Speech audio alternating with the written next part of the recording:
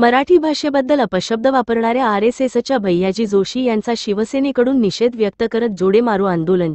मिरज शहरात शिवसेना उद्धव बाळासाहेब ठाकरे पक्षाच्या वतीने राष्ट्रीय स्वयंसेवक संघाचे भैयाजी जोशी यांच्या पोस्टरला जोडी मारून जाहीर निषेध करण्यात आला।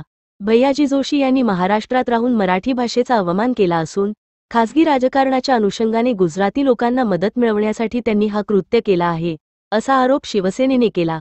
मराठी भाषेच्या संवर्धनासाठी अनेक हुतात्म्यांनी आपले प्राण अर्पण केले आहेत, मात्र भैयाजी जोशी यांनी त्यांचा अवमान करून राज्यातील मराठी लोकांची भावना दुखावली आहे, असा दावा शिवसेनेने केला।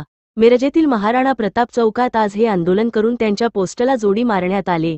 यावेळी मिरज शहर प्रमुख चंद्रकांत मैगुरे, महादेव उलवान, किरण कांबळे, महिला जिल्हाप्रमुख मनीषा पाटील, शाकिरा जमादार, स्नेहल माळी, नीता ताई आवटी आणि इतर शिवसेनेचे पदाधिकारी व महिला कार्यकर्ते मोठ्या संख्येने उपस्थित होते।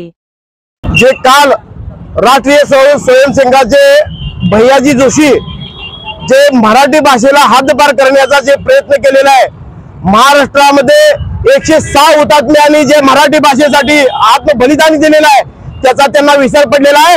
कारण या भैयाजी जोशींना एवढं माहित नाही आहे मराठी म्हणजे आपली आत्मा आहे, मराठी म्हणजे महाराष्ट्राची शान आहे। याला जर त्यांनी जर हद्दपार करण्याचा जर प्रयत्न करत असतील आणि ज्या भागामध्ये मुलुंड या भागामध्ये त्यांनी गुजरातीला प्रेम मिळावं आणि गुजराती आपल्याकडे इलेक्शन मध्ये आपल्या बाजूने यावेत यासाठी जे त्यांनी अपशब्द वापरलेला आहे। सर्वप्रथम भाजप व त्यांच्या राष्ट्रीय स्वयंसेवकाचा आम्ही मिरज शहर शिवसेनेच्या वतीने जाहीर निषेध करतो।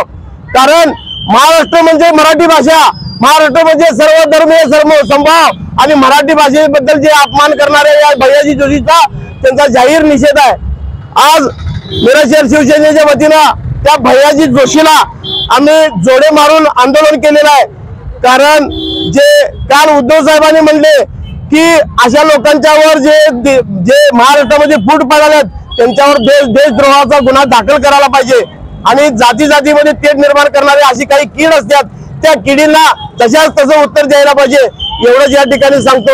येणाऱ्या काळामध्ये भाजपनं असू दे व त्यांची पिलावं असू दे व्यवस्थित बोलावं आणि समाजामध्ये तेढ लावून भांडण निर्माण जर करण्याचा प्रयत्न केला तर त्यांना शिवसेना तशाच तसं उत्तर दिलं जाईल।